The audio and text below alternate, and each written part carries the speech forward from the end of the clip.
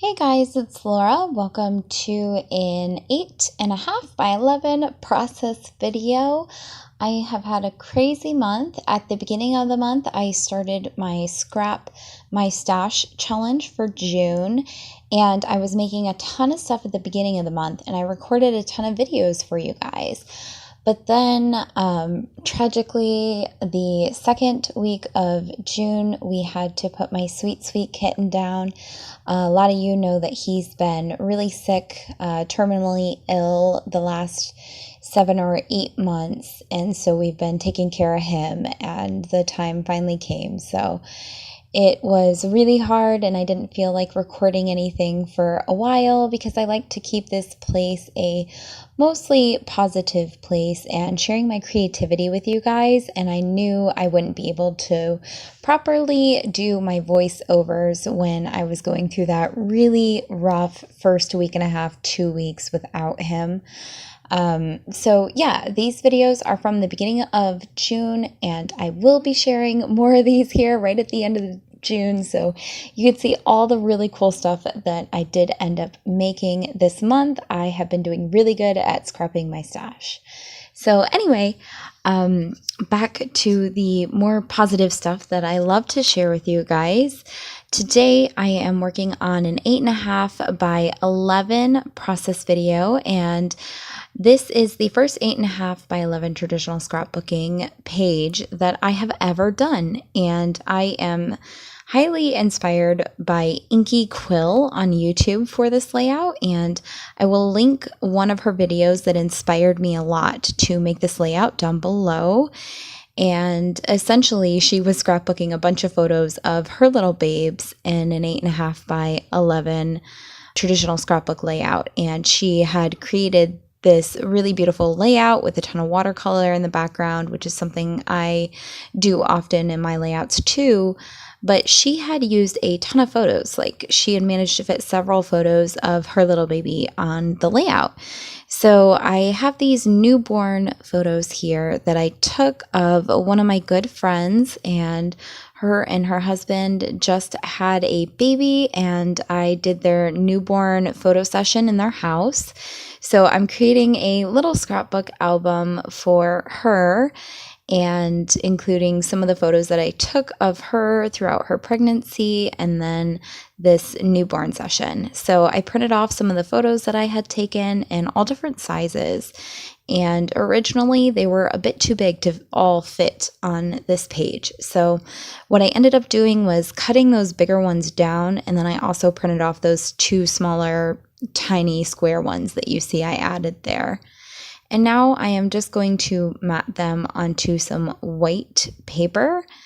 And originally I thought I was going to mat them all solid as one piece, which you can see that I ended up doing.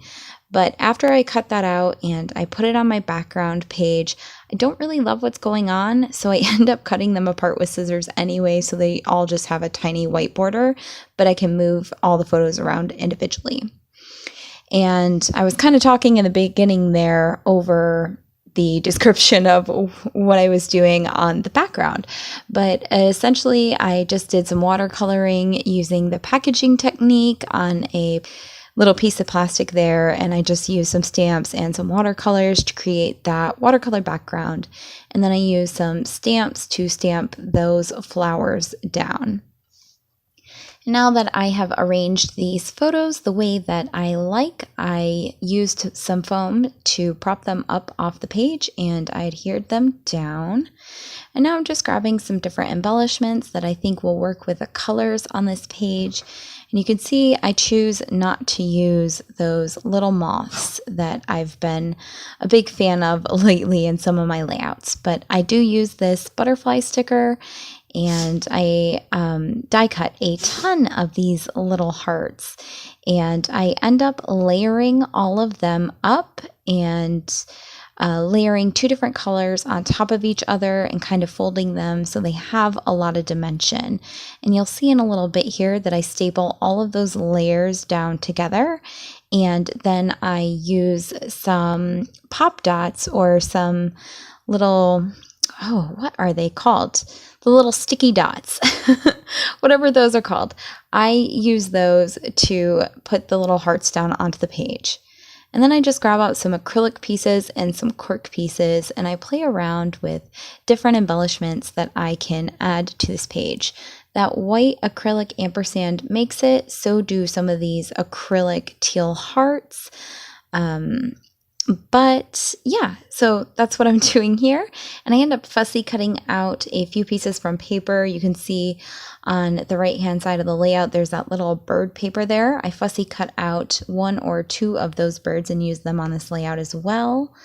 And now I'm just stapling those hearts together.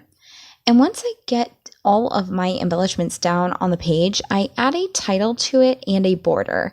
And the border is another style tip that I took from Inkie Quill, and I love how Adele from Inkie Quill always does these doodly borders around her layouts.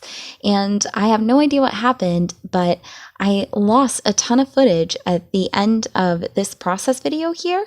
So what I'm actually going to do is I'm going to jump to the other page in this 2-page spread that I made to show you how I put my title down and how I did the doodly border for this layout. So that way you get a good idea of what my process looked like to finish this layout, even though I didn't get the end of this layout on camera. Yeah, so I hope that that inspires you being able to see everything that I did. So I add some little brads here, and then I am putting all my embellishments down. And now you can see that other page is completely done. It's got a title on it and the doodly border all the way around the page. And this is how I did it. So you can see I have this companion page here that I'm making, and together these 2 pages will make a spread in the scrapbook that I'm making my friend.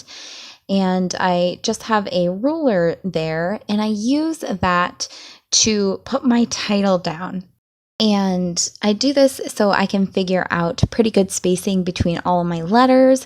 And so that way I can move the title around the page before committing to where it's going to go down, so I can see where I like it. And then sometimes I individually put each letter down from the ruler onto the page. And then other times, as you can see here, I'll do several letters at a time or the entire title all at once. That's a technique that works pretty well for me until I get one of those really cool T-bar ruler things that make sure your titles are level across your page. This is just kind of my cheat for that. That's a little less effective and a little more work, but you use what you got, you know? Skipping ahead here, doing the doodly border on the second page. I am just using a regular old pen. I actually stole this one from my boyfriend. He got it from Carvana when he bought his car online. And this pen is phenomenal, guys. Like, it is better than any other ballpoint pen I've ever gotten for free from any company ever. And I really love how smooth it was. I think it's actually gel, not ballpoint. But yeah, it's phenomenal. So I loved drawing my little doodly border there around the page.